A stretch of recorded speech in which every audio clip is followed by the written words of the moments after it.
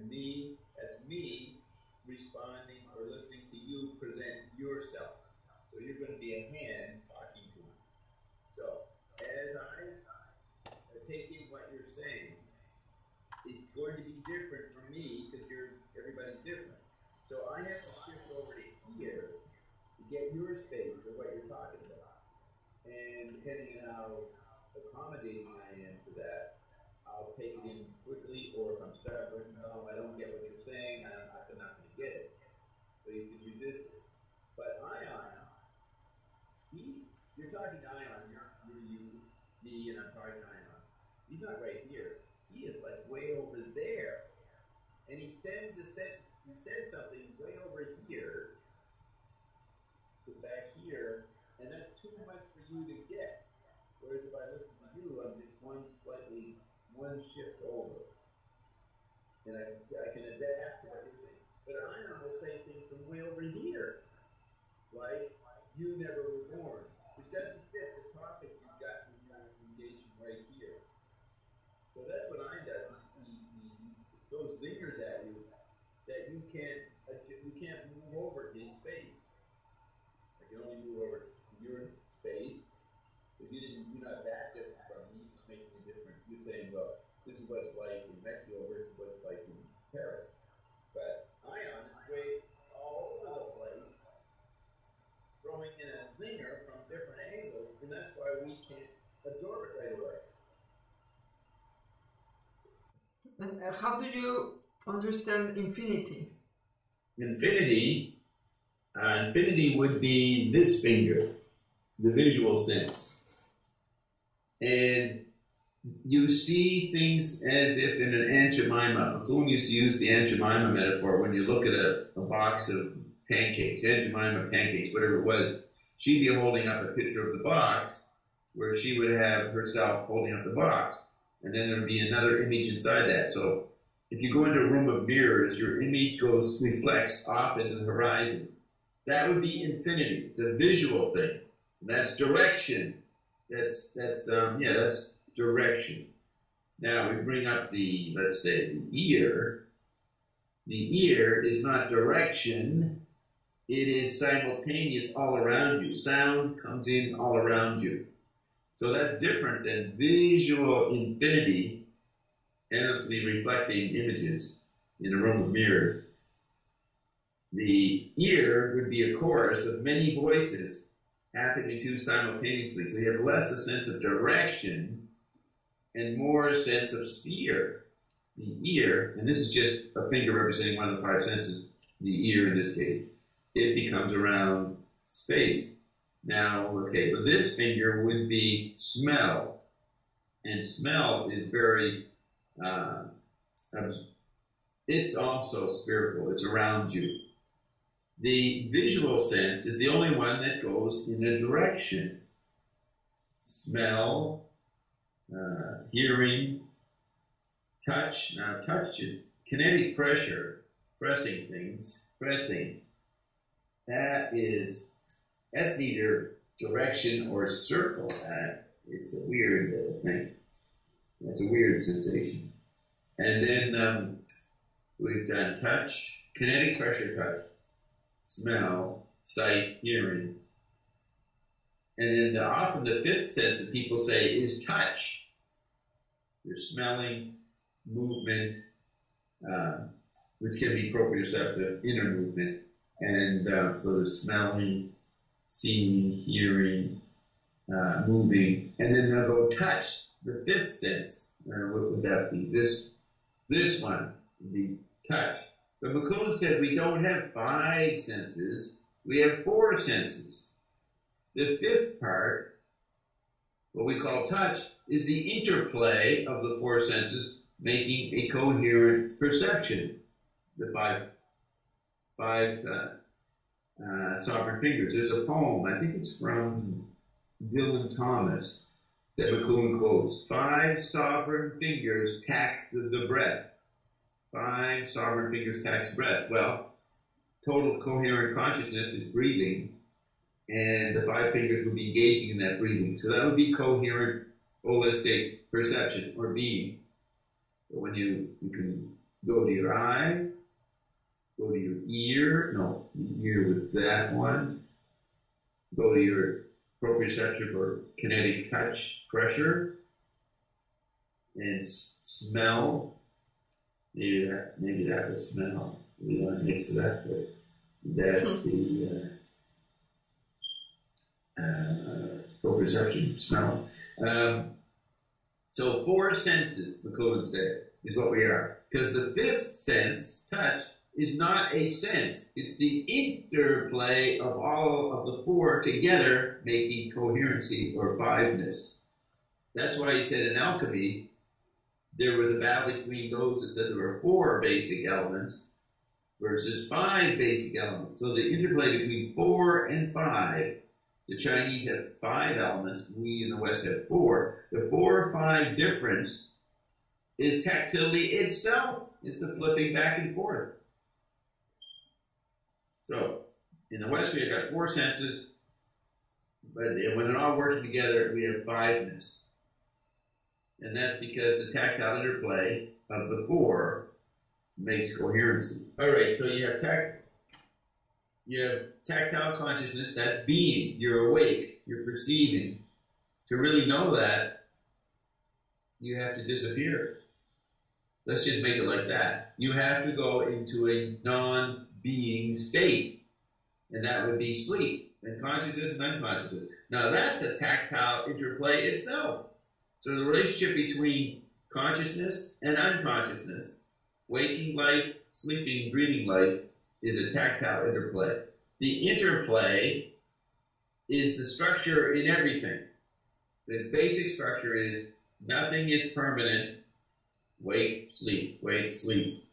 But the action of altering, so you notice the difference, is tactility. That's why I have defined tactility as contrast. The action of noticing contrast is tactility. Now, Ian said, Bob Marshall asks in that session with Ian that you found very valuable, does tactility, the interplay, exist in non-physical? Ian says no. So it's interesting that non-physical is this extreme bliss extension, this bliss state, which doesn't have the going back and forth. That's why you can't create in the non-physical. You don't have the contrast. You don't go back and forth. When you're in the physical, it would be like that, you don't need to, the more you become aware of tactility or the necessity of contrast to be cognizant, the less you need that.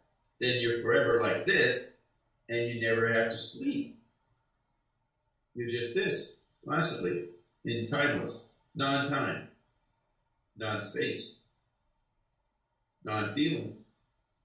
So you wouldn't be that anymore, you would be that. You'd be what you're looking at, and you'd be very perceptive about it. This mind apparatus would not be the mediator.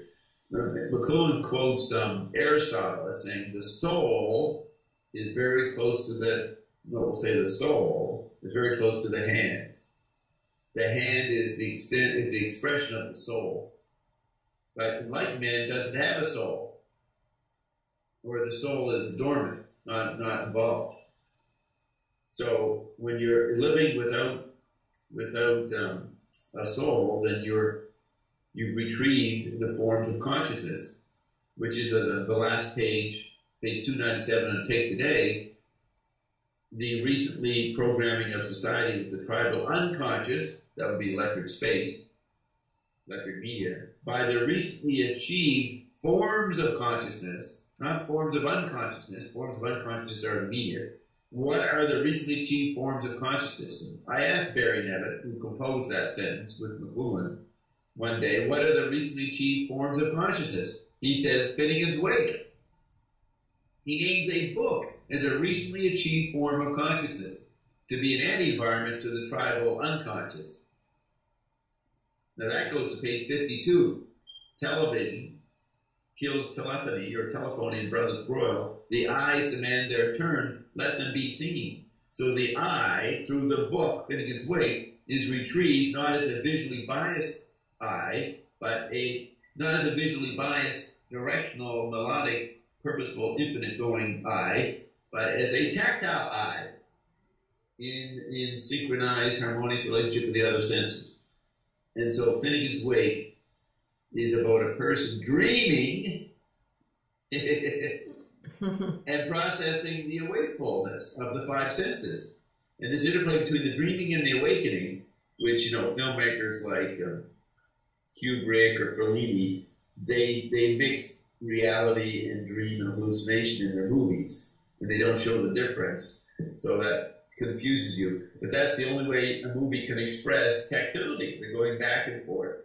So all the arts and all the sciences of the 20th century are trying to visualize or hear, musicians, Zappa, or dance, that'd be kinetic, Mercy Cunningham, Martha Graham. They're all trying to dance tactility, because the sensory interplay, that is the definition of tactility, has been extended by electricity, which is a tactile nothingness like our tactile sense. Electricity is not a sense. Well, what is it? We can't figure it out, because it's an extension of the original unknowable tactility. So when our environment is electrified and is tactile, all the arts, the painting, the music, dance, smell, might be sculpture or sex or something like that, eating, all of those individual senses are extended to the. Now, how would we show tactility squared? God, look just a minute. Yeah, it would be my headphones falling off. Wow. While I'm doing this and the headphones falling off, that's tactility squared. Okay? It's tactility squared. A mosaic mesh. And that's what a page of Finnegan's Wake looks like. A mosaic mesh. He was trying to show, visualize, in book form, replay what James Joyce did. James Joyce showed the android meme visually in book form, and McLuhan came later. He didn't want to rewrite Finnegan's Wake, but he could explain how Finnegan's Wake, why it happened and what its goal was. Now, Don Field does a good description of what Finnegan's Wake's about that's complementary to McLuhan. So you read Field and McLuhan. That's a tactile interplay between Don Field and Marshall McLuhan. But yes, so McLuhan said, what is the role of the books in a tactile, extended tactile era? So he made books, he thought, that were keeping up with the new tactile effect. That's why people found his writing strange. He jumped from topic to topic. He was trying to show like he showed what's happening in science, what's happening in art, what's happening in politics, what's happening in economics, and what's happening in society and fashion in general. That interplay was organized around tactility as extended. So he's trying to show how each one of these activities, 1, 2, 3, 4, 5, was molded by the new tactile extension. So how would you write that? You would write it exactly as Finnegan's Wake was done, but you're not going to redo it. So he went simple. He explained Finnegan's Wake, which is like explaining the unexplainable. So he had to jump around and do many topics from different parts of society to lay out an inventory, he called it. And then that inventory would show the hidden effect of tactility squared. Now, that's all I'm going to say, because I don't know if anybody can follow what I'm saying. You follow at some point. It's a waste of time. So I would repeat this again later. I can, when someone else comes up in 2 days, say, okay, Bob, and ask the question you asked, and I'll go into it again. But I cannot make you see what I'm saying completely. You have to make the perceptual act, retrace how McLuhan got there, retrace how Joyce got to Finnegan's Wake. You got to go through those stages. And you do that by thinking, reading, studying, observing, watching movies, engaging in culture, engaging your five senses. Well, let's say engaging your four senses to arrive at the coherency that McLuhan came up with. Five tactile